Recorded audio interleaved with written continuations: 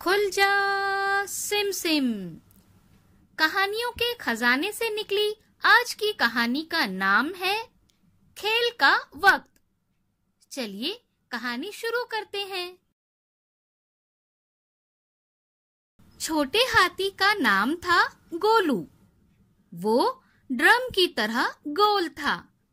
छोटे खरगोश का नाम था छोटू। वो रुई की गेंद की तरह नजर आता था। दोनों एक साथ खेलते थे। एक दिन गोलू ने कहा, आज हम एक नया खेल खेलते हैं। तुम नीचे बैठ जाओ, मैं कूदकर तुम्हारी पीठ पर बैठूंगा, छोटू ने कहा। गोलू बैठ गया।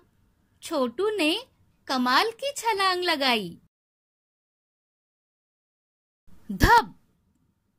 छोटू गोलू की पीठ पर गिरा। वाह!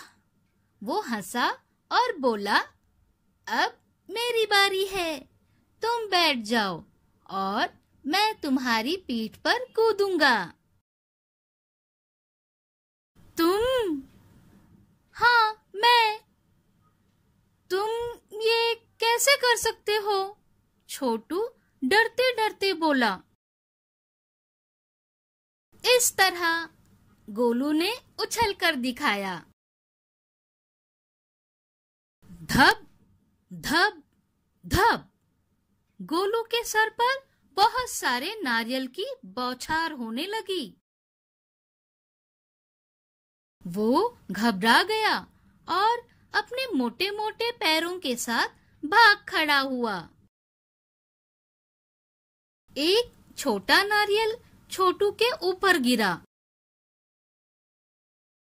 ये ठीक है, छोटू ने सोचा। हाथी के मुकाबले में एक नारियल तो ज्यादा बेहतर है।